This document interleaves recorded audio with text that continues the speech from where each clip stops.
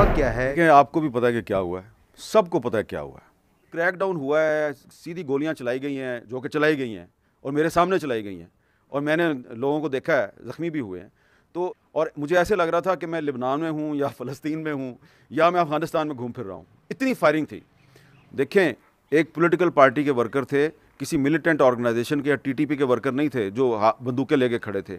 उनके पास पानी की बोतलें थीं। कुछ मीडिया की रेपुटेशन तबाह हो गई, मीडिया जो है वो उसको इजाज़त नहीं मिल रही थी हक़ाइक़ को रिपोर्ट करना है। और 26 नवंबर की रात को गोलियां चली, वो तमाम टीवी चैनल्स, उन्होंने ये खबर ब्रेक नहीं की। शदीद फायरिंग और इतनी शदीद आंसू गैस की शेलिंग हुई है कि मैंने इस्लामाबाद की तारीख में नहीं देखी। लोग ये कह रहे थे जी कि हमारे कुछ लोग मारे गए हैं, वो उनकी लाशें अस्पतालों में पड़ी हुई हैं। उसमें कुछ जो ज़ख्मी थे, मैं उनको भी मिला हूँ।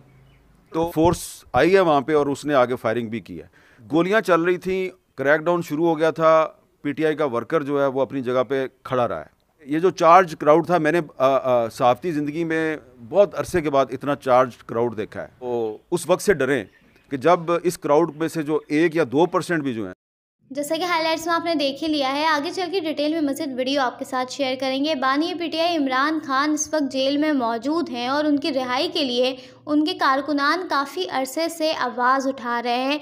इस बार इस्लामाबाद में एहतजाज का प्लान था, आवाम वहां गई भी, लेकिन अचानक रातों रात सब कुछ ख़त्म हो गया। आखिर 27 नवंबर की रात इस्लामाबाद की सड़कों पर क्या हुआ, हामिद मीर ने आंखों देखा हाल बता दिया। आइए देखते हैं सीनियर सहाफ़ी हामिद मीर क्या गुफ्तगू कर रहे ये हैं। हुआ क्या है कि तमाम सूरत हाल हुई कि इतना बड़ा एहतजाज, इतना बड़ा धरना जिसकी बहुत ज़्यादा हाइप पूरा 2 रोज़ तक वो चलते रहे और उसके बाद इस्लामाबाद पहुँचे और विदिन 3 आवर्स वो भी यहाँ पे इस्लामाबाद छोड़ के चले गए। देखें, आपको भी पता है कि क्या हुआ है, सबको पता है क्या हुआ है।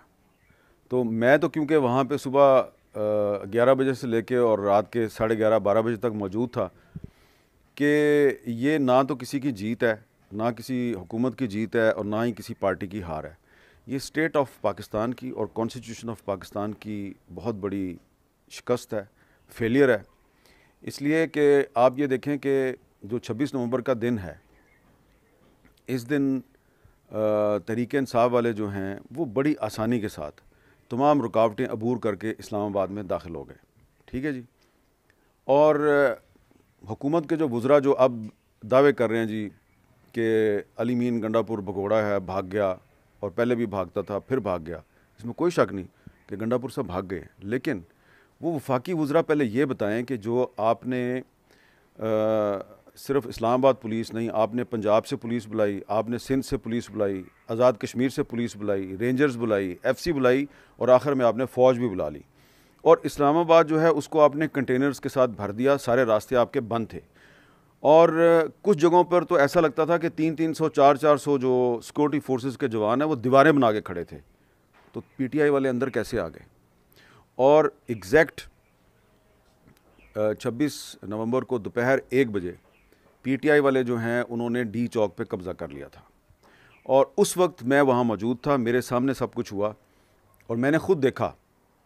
मुझे अफसोस हो रहा है ये बात कहते हुए कि जो कंटेनर्स पे पोजीशनें संभाल के बैठे हुए थे आपके सिक्योरिटी फोर्सेस के जवान, उन्होंने जब देखा कि पीटीआई वाले यहाँ आ गए हैं, हमारे करीब पहुँच गए हैं, तो मुझे नहीं पता उनके पास क्या ऑर्डर्स थे कि उन्होंने गोली उस वक्त चलानी थी या नहीं चलानी थी, लेकिन उन्होंने उनको वेलकम किया, हाथ मिलाए, मेरे पास फुटेज मौजूद है उन चीज़ों की, हाथ मिलाए, ख़ुद उनको कंटेनर्स पे चढ़ाया और अपना असला उठा के नीचे उतरे और चले गए।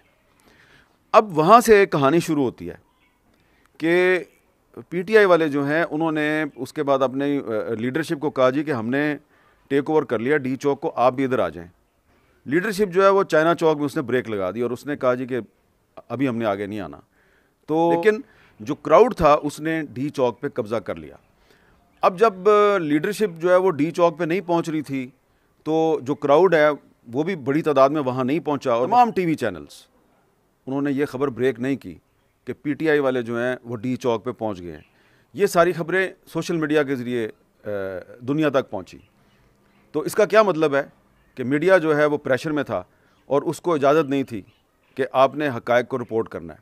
उसके बाद फिर अचानक रेंजर्स वाले जो हैं वो दोबारा कंटेनर्स के पीछे से पार्लियामेंट हाउस के सामने उन्होंने पोजीशनें संभाली हैं आहिस्ता आहिस्ता आगे आए हैं, दोबारा कंटेनर्स पे चढ़े हैं और उन्होंने पुश करने की कोशिश की है पीटीआई वालों को। उसमें अब 5 बजे जब डी चौक कंट्रोल में लिया, तो अब ये जो 2 बजे से लेके और 5 बजे के दरमियान जो 2.5-3 घंटे थे, इस दौरान इतनी शदीद फायरिंग और इतनी शदीद आंसू गैस की शेलिंग हुई है कि मैंने इस्लामाबाद की तारीख में नहीं देखी। और मुझे ऐसे लग रहा था कि मैं लिबनान में हूँ या फ़लस्तीन में हूँ या मैं अफ़गानिस्तान में घूम फिर रहा हूँ, इतनी फायरिंग थी। उसमें कुछ जो ज़ख्मी थे मैं उनको भी मिला हूँ, तो कुछ ज़ख्मियों को तो रबड़ की गोलियाँ लगी हुई थी और कुछ ज़ख्मियों को आंसू गैस के शेल लगे हुए थे। लोग ये कह रहे थे जी कि हमारे कुछ लोग मारे गए हैं, वो उनकी लाशें अस्पतालों में पड़ी हुई हैं। उसके बाद 5:30-6 बजे के करीब, क्योंकि हमारा जो दफ्तर है वो बिल्कुल डी चौक के पास है, तो हमें जो है ना वो ऑर्डर आया कहीं से कि आप अपनी बिल्डिंग जो है इसकी बत्तियां बुझाएं और इधर से रफू चक्कर हो जाएं। तो अब एक टीवी चैनल जो है उसके लोगों को कहा जा रहा है कि जी आप इधर काम नहीं कर सकते, आप लाइटें बंद करें और चले जाएं। और उसके बाद कुछ खबरें जो हैं वो फीड की गई कि थोड़ी देर में ऑपरेशन होने वाला है।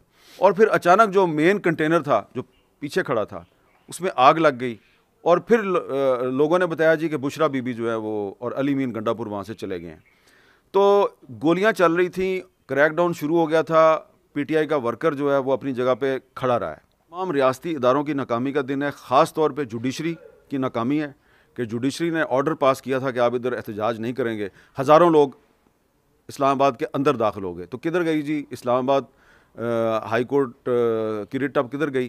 क्या अब chief justice Islamabad high court PTI के 10-15 हज़ार लोगों के ख़िलाफ़ कंटेम्प्ट ऑफ कोर्ट की कार्रवाई करेंगे? मीडिया की रेपुटेशन तबाह हो गई। मीडिया जो है वो उसको इजाज़त नहीं मिल रही थी कि आपने हक़ाइक़ को रिपोर्ट करना है। और रियासती इदारे जिनके बारे में हम बड़ा फ़ख्र करते हैं कि इनका डिसिप्लिन बड़ा मिसाली है, वो तो हमारी आंखों के सामने की बात है ना, तो मेरे सामने की बात है ना कि जब पीटीआई वाले डी चौक पहुँचे तो अस्सलाम वालेकुम वालेकुम सलाम और करके तो वो तो चले गए पीछे। बाद में कोई और फोर्स आई है वहाँ पे और उसने आगे फायरिंग भी की है। तो ये जो अगर क्रैकडाउन हुआ है, सीधी गोलियाँ चलाई गई हैं जो कि चलाई गई हैं और मेरे सामने चलाई गई हैं और मैंने लोगों को देखा है, ज़ख्मी भी हुए हैं, तो अफसोसनाक बात है कि और आम लोग भी ज़ख्मी हुए हैं।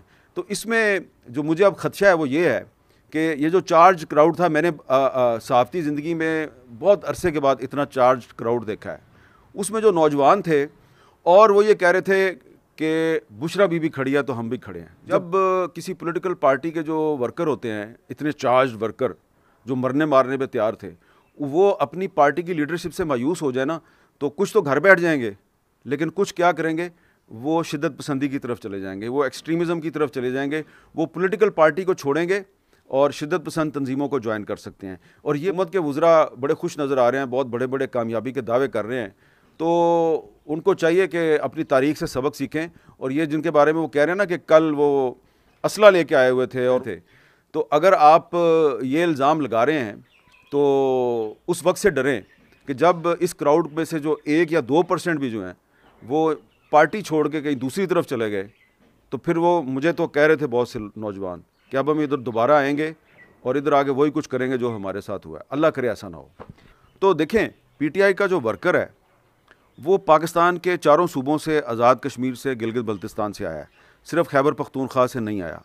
और वर्कर्स की जो अक्सरियत है वो गैर मुसल्लह थी, पुरअमन लोग थे। लेकिन एक जर्नलिस्ट के तौर पे, एक हिस्ट्री के तालिब इल्म के तौर पे मैं ये देखता हूँ कि मुझे आने वाले दिनों में मज़ीद प्रॉब्लम नज़र आ रहे हैं सर। प्रॉब्लम। और इसके साथ साथ सर मेरे साहब एक और बात बता दें कि हमें जो ज़्यादा नज़र आए वो खैबर पख्तूनख्वा से ही थे, पंजाब से कम थे।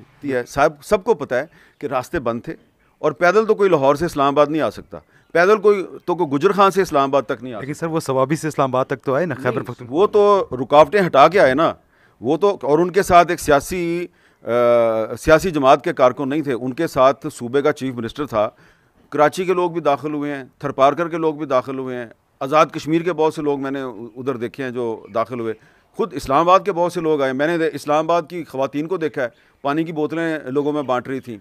तो ठीक है, खैबर पख्तूनख्वा के लोग ज़्यादा थे, लेकिन पूरे पाकिस्तान से वो लोग आए हुए थे। और मैं बार बार एक बात कह रहा हूँ कि इस पर ज़्यादा खुश होने की ज़रूरत नहीं है। देखें, एक पॉलिटिकल पार्टी के वर्कर थे, किसी मिलिटेंट ऑर्गेनाइजेशन के या टीटीपी के वर्कर नहीं थे जो बंदूकें लेके खड़े थे। उनके पास पानी की बोतलें थीं, कुछ के पास गुलेलें थी। तो उस दिन से डरें जब इनमें से 1 या 2% भी जो हैं वो आपके साथ वही करें जो आप इनके साथ कर रहे थे। और 26 नवंबर की रात को गोलियां चली, वो वापस। भारतीय मीडिया का रिएक्शन देखना और सुनना पसंद करते हैं तो ज़ैड क्रिकेट को जल्दी से सब्सक्राइब कर लें, बेल आइकन पर क्लिक कर लें ताकि जैसे ही कोई नई वीडियो आए आपके पास फौरन से नोटिफिकेशन आ सके। इसके अलावा आप हमें फेसबुक और टिकटॉक पर